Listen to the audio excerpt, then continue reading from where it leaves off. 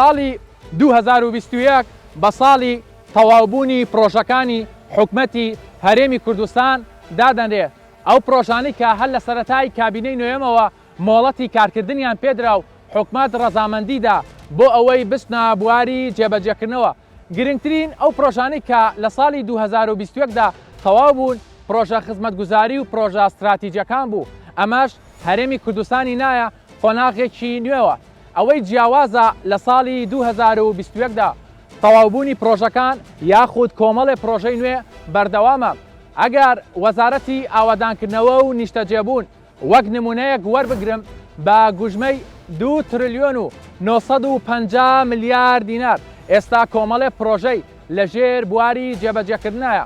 ئەگەر لەسەر ئاستی پارێزگاکانی هەرێمی کوردستان بە شێوەیەکی گشتی وەری بگرم تا ئێستا ئەو ڕەپارەی کە ڕەزامەندی لەسەر درراوە گوژمەی 571 ملیار دینارە.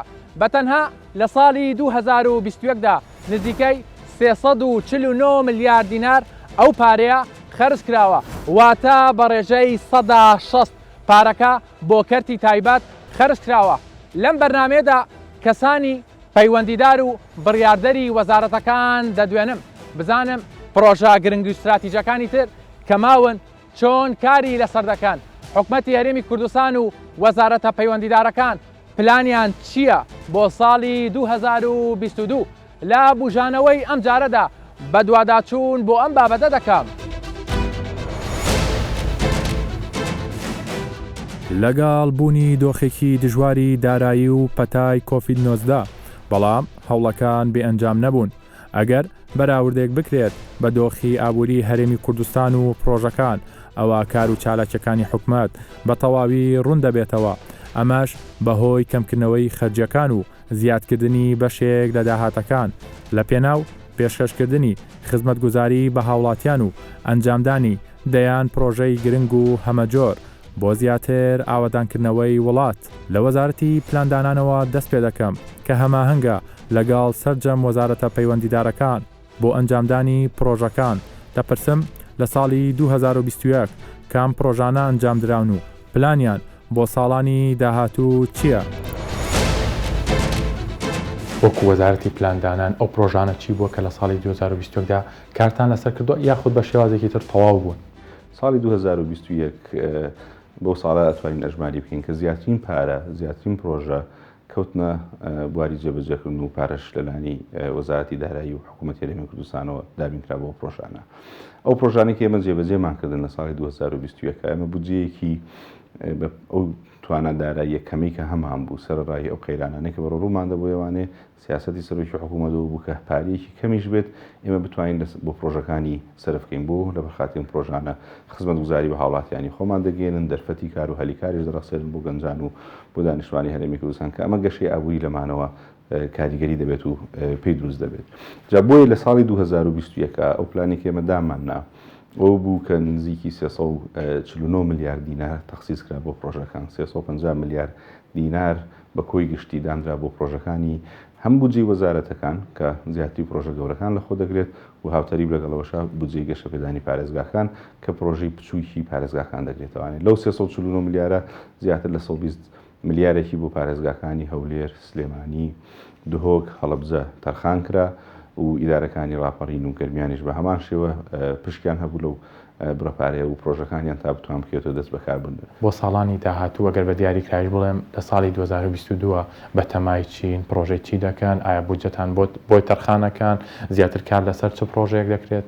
چەند ساڵی ڕابردووە لە 6 ساڵی ڕابردووە لە عێراقا هیچ پارەیەکیانەوە سەرف نەکردووە لە پرۆژەکانە. لە کاتێکە ئێمە سەرڕایەوە کە قەیرانی پێدانی موچەشمان هەبووە ئەو قەیرانانە کە هەشمان بووە هەرتوانیمانە بڕێکی زۆر باش لە پرۆژەکانە سەرفکەین.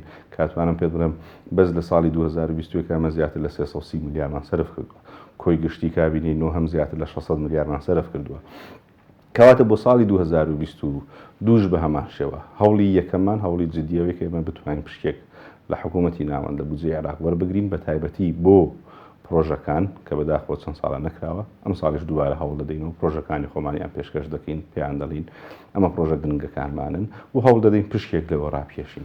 ئەم پرۆژانەی کە کراوە بەگشتی لە هەرێمی کوردستانە کە حکومت ڕەزامەندی دەربڕی و وەزارەتی پەیوەندیدار و وەزارەتی پلاندانان چۆن لەی سەرپەرشتی و لە نزیک و ئاگای لێ کاریگەری کردوتە سەرگەشەی ئابووری هەرێمی کوردستان چۆن ئەگەر بەراودێ بکەین بە ساڵانی ڕابردوو هیچ لە دۆخەکە گۆڕاوە؟ طبعاً بێگومان گۆڕاوە. باشترین نمونەش ئەتوانم بۆت باس بکەم ئەوەیە کە سەیری بەس حکوومەتی هەرێمی کوردستان بکەنەکە حکوومەتی فیدراڵە. لە هەرێمی کوردستانە ئێمە لەم 6 ساڵی کە قەیران بووە لەم 2 ساڵی ڕابردوودا یا لە 6 ساڵە حکوومەتی عێراق لە بەرخاتی کۆتێنانی هەبووە لە بودجیا و لە بەرخاتیەوە کە توانیوانە بەس پارەی مەعاش بدەن پارەیەکی کەمیان یاخود دەتوانم بڵێم نزیک لە سفریان سەرف کردووە لە پرۆژەکانە.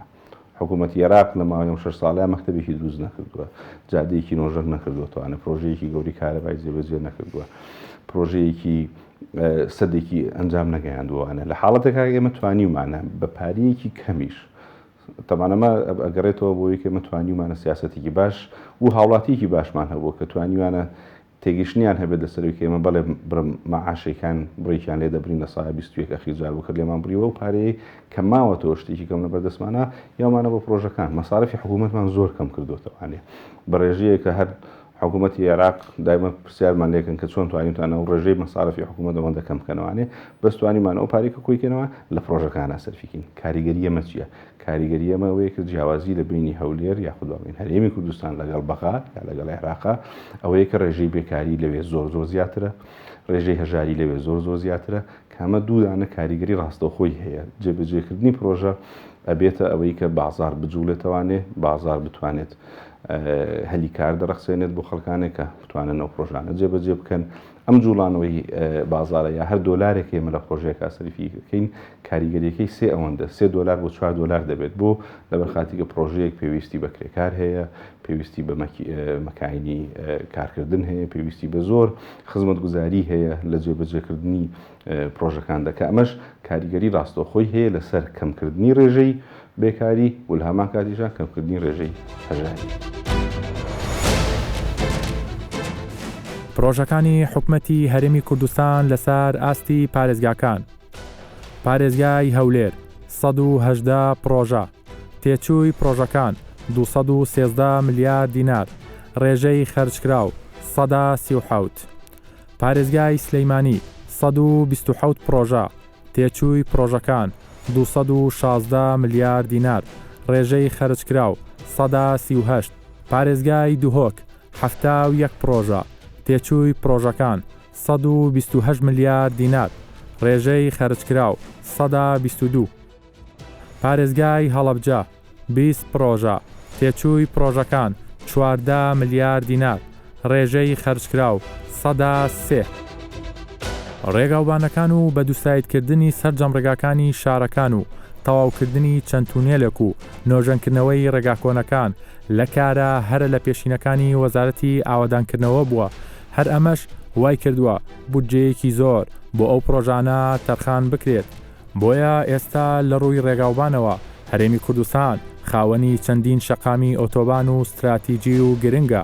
ئایا ئەو پلانانەی وەزارەتی ئاوادانکردنەوە لە تەمەنی کابینەی نوێمدا دایڕشت بوو وەکو خۆی کاری لەسەر کراوە؟ کۆمەڵە پرۆژەتان خستۆتە ڕوو، بەڵام ئەگەر لە خەڵک لە هاوڵاتیان بپرسی تەنها کۆمەڵە پرۆژەیەک دەبینێت کە چۆنڵی لە میدیاکانەوە دەردەکەوێت. ئایا ئێوە هەر کارتان لەسەر ئەم کۆمەڵە پرۆژە کردووە کە لە میدیاکانەوە دەردەکەوێت یاخود کۆمەڵە پرۆژەی گرنگ و استراتیجی هەبووە کارتان لەسەر کردووە و تەواویش بووە؟ وەزارەتی ئاوادانکردن و نیشتەجێکردن یەکێک لە مەهامە هەرە سەرەکی و گەورەکانی بواری ڕێگاوبانە. زۆر گرنگی پێئەدا لە دروستکردنی ڕێگاوبان، پرد، تونێل، هەروەها نۆژەنکردنی ڕێگاوبان و پرد و تونێلیش، ینی چاکردنەوە سیانەکردن فریاکەوتنی. ڕەنگە ئەوانەی کە لە میدیا دەرئەکەوێ بەشێک بێت لەو پرۆژانە، بەشێکی تریان ماوە، ینی ئیشی تیاکری. ئێستا وەکو ڕقمی دقیق کەلامان بێ 132 پرۆژەی ڕێگاوبان کە بودجەی 2 تریلیۆن و 950 ملیار دیناری عێراقی لەژێر ئەنجامدانێ. ئەمانە هەموو گرێبەستیان هەیە، پارەی تەرخانکراویان هەیە و بەڵێندەری خۆی لەسەر جێبەجێەکە. هەندێکیان ڕێژەی ئەنجامدانی بەرزە، هەندێکیان ڕێژەی ئەنجامدانی نزمە.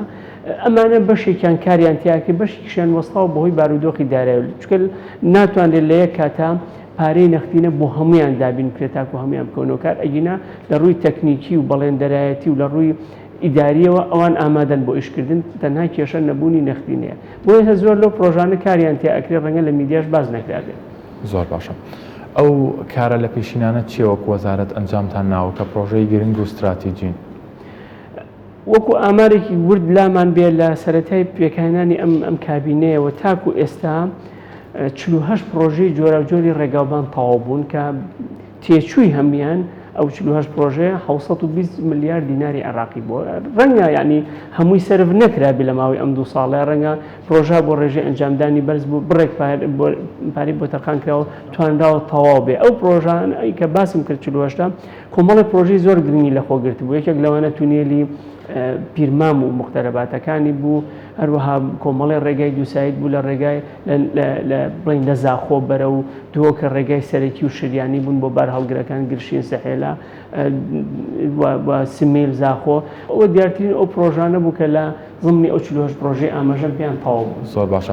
کاگە گرنگەگە پرسیاری وە بکەم مەسەن وەکو وەزارەت ماستەرپلانێکی تەواوەتیتان لە بەردەستایە کە لە هەرێمی کوردستان ڕێگاوبانمان چەند پێویستە، چەند پێویستمان بەتونیە، لە پێویستمان بە چەند پردە، ئەمە لە ژێردەستی وەزارەتە هەیە؟ بەڵێ، لە ڕاستیدا وەزارەتی ئاوادانکردنەوە نیشتەجێکردن لە ساڵی 2012 بە یارمەتی کۆمپانیایەکی نێودەوڵەتی شارەزا ماستەرپلانێکی ڕێگاوبانی دروست کردو. ئێستا و ماستەرپلانە لە بەردەستمانە هەیە و لە لای بەڕێوەبەراتی گشتەکانی پارێزگاکانیش هەیە، ئاگاداری یەکترین و ئێمە ئێستا کار ئەەکەین بەپێ ئەو ماستەرپلانە. ئەو پرۆژانەی کە باسم کرد لە ژێر ئەنجامدانەیە بەپێ ئەو ماستەرپلانە دانراوە، بەتایبەتی ڕێگا سەرەکی دووسایی دەکەن، چونکە ئامانجی سەرەکی وەزارەتی ئاوادانکردن و نیشتەجێکردن بە دووسایتکردنی ڕێگا سەرەکیەکان یان شادەمارەکانی هەرێمی کوردستانە کە ماڵتی لین هایوێ پێ ئەوتێ بەپێی تەسنیفی هەندەسی لە نێوان هەولێر وەکو پایتەختی هەرێمی کوردستان و شارە سەرەکیەکانی هەرێمی کوردستان، سلێمانی، دهۆک، هەڵەبجە، کەلار، ڕاپەڕین، سۆران کە ئێستا ناوەندی ئیداری سەربەخۆی وەزاخۆ، پاشان ڕەبتکردنەوەی ئەم تۆڕە بە حدودەکان و بەشەکانی تری عێراقیشەوە لە کەرکووکەوە لە مووسڵەوە. ئەمە ئامانجی ئێمە بە دووسایتکردنی ئەم ڕێگایانە.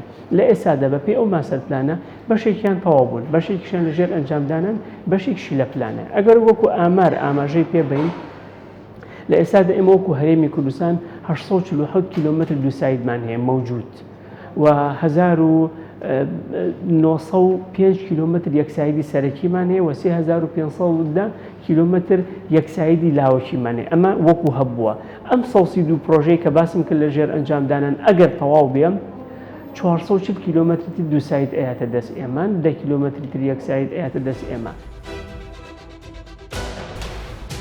پاڵپشتیکردنی بەرهەمی ناوخۆیی و وەرگرتنەوەی بەرهەمی جوتیاران ئەو بەڵێنانە بوون بە پێی کارنامەی حکومەت کاری جدی لەسەرکراو.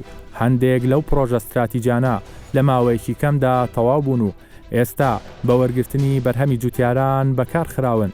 کاری لە پێشینەی وەزارەتی کشتتوکاڵ بوو پاڵپشتی تەواوی جوتیاران و بەرهەمە ناوخۆیەکان بکات و لەسەر و هەموو شێوە بە پیشەسازیکردنی بەرهەمەکان. ئەگەر باسێکی وەزارەتی کشتتوکاڵ بکەین لە ماوەی 3 ساڵە پرۆپۆزەڵی خۆتاندای ئەنجومەنی وەزیران کارتان لەسەر کۆمەڵە پرۆژە کرد، بەردی بناغی کۆمەڵە پرۆژەتان کرد.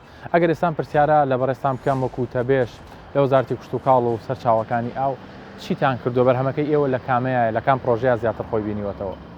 با لە بواری بە بازارکردنی گەنمەوە دەست پێ بکەین. هەموو ئاشکرایە کە پرۆژەی بە بازارکردنی گەنم یەکەم جارە لە مێژووی حکومڕانی کوردیە کە پرۆژەیەکی وا بنیاد بنرێ کە گەنمی خۆمان بیکڕینەوە. هەر ئەوەش نا بەڵکو بە پیشەسازیکردنی بەرهەمەکانی گەنمیش و زیاد لەوەش کە دۆزینەوەی هەلێکی کاری زۆر بۆ خەڵکی خۆمان.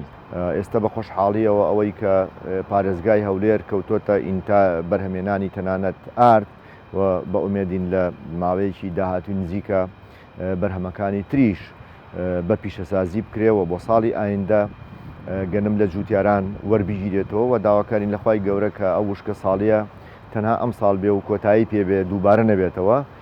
بێگومان ئەوە پرۆژەیەکی گەورە و استراتیژی نیشتیمانیە کە کارمان لەسەر کردووە.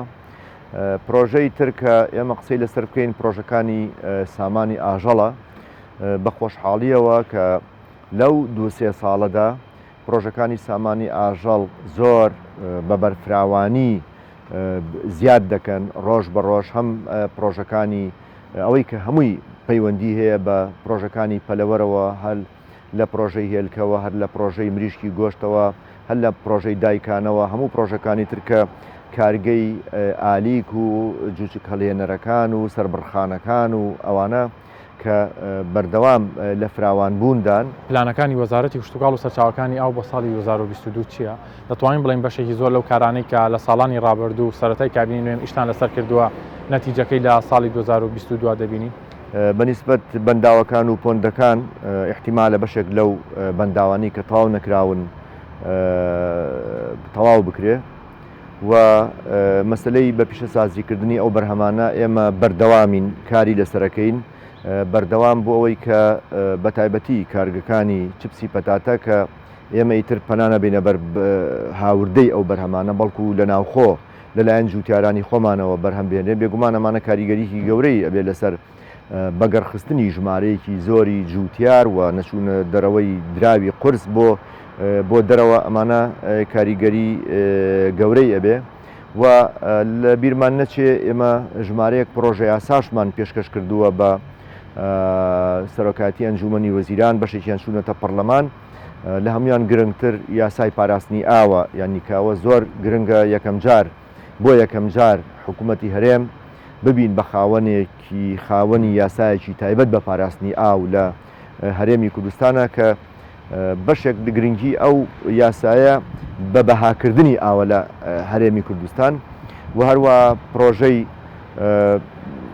دانانی سەرپەرشتیار بۆ پرۆژە کشتتوکاڵیەکان بە تایبەتی لەو کەسانەی کە دەرچوون لە کۆلێج و پەیمانگە کشتتوکاڵەکان دانەمەزراون ئەمەش پرۆژەیەکی زۆر گرنگە مەسلەی ڕێخستنەوەی عەلوەکان پرۆژە یاسایکی بۆ پێشکەش کراوە ئەمانە هەمووی پرۆژە و یاسای گرنگن بۆ پتەوکردنی ژێرخانی کشتتوکاڵی لە هەرێمی کوردستان و دروستکردنی ژمارەیەکی زۆر لە بیرمان نەچێ گەنجینە و بە تایبەتی بەکرێدانی گەنجینەکانی گردەبۆر لە پارێزگای سلێمانی ئەوە تقریبان لە 2004 و 5 کاری لەسەرکرا بوو بەداخەوە مابەوە بە خۆشحاڵیەوە لە ساڵی پارەتوانە ئەو گەنجینانە بدرێ بکرێ و ئێستا بە فعلی کاری تیاکرێ. گەشەکردنی وەبەرهێنان وابەستەیە بە بەهێزکردنی ژێرخانی ئابووری هەر وڵاتێکەوە. ئێستا سەرمایی پرۆژەکان لە هەرێمی کوردستاندا 58 ملیارد دۆلاری ڕەتداوە و ئەمەش بە بوژانەوەیکی گرنگی ئابووریدا دەنرێت بۆ هەرێمی کوردستان. مەبەستمە لەگەڵ کەسی یەکەمی دەستەی وەبەرهێنان گفتوگۆ بکەم بزانم دۆخی وەبەرهێنان لە ئێستادا لە چه ئاستێکدایە. وەکو دەستەی وەبەرهێنان لە ساڵی 2021 کار و چالەکیەکانتان چی بوون؟ ئەو پرۆژانەی کە چۆنڵی زۆر بەجددی کاری لەسەر کراوە بەشێکیان تەواو بوون کام پرۆژانە بوون بۆ ئێوە؟ طبعا ئێمە لە 2021 پلانی وەبەرهێنانمان نوێ کردەوە ڕێبەری وەبەرهێنانمان ئەعلان کرد کە ئەپدەیتی هەموو پرۆژەکانی حکوومەتی هەرێمی کوردستانی دەبوو کە لە بواری بەرهێنان بۆ جەزبی کەرتی تایبەت بۆ ئیشکردن کە ئێستا تقریبا نزیکەی 1500 پرۆژەی نوێ وەکو دەرفەتی وەبەرهێنان خراوەتە ناو بازاڕی وەبەرهێنان تاوان بەردەوام ئیشی لەسەر دەکرێ و 1500 کەمتر زیاتر بەردەوام ئیشی لەسەر دەکرێتن.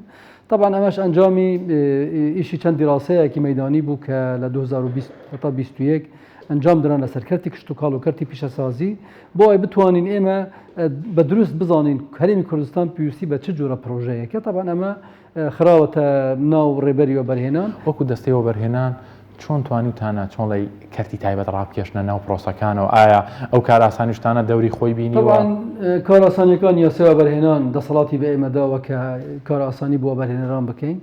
یاسای وەبەرهێنانی ژمارە 4 ساڵی 2006 هەرێمی کوردستان یاسایەکی تەعەدێک باشە و توانیویەتی جەزبێکی باشی ئیستیسمارات بکە.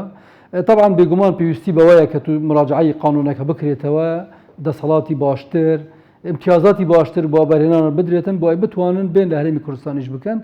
طبعا لە داتا دیارە کە توانراوە کەرتی تایبەت بە باشی بێتە ناو ئیشەکان لە کابینەی نوێم پرۆژەی مۆڵەت پێدرا و قەبارەی استیسماری مۆڵەت پێدرا و لە هەرێمی کوردستان لە سنووری 9 ملیارد دلارە.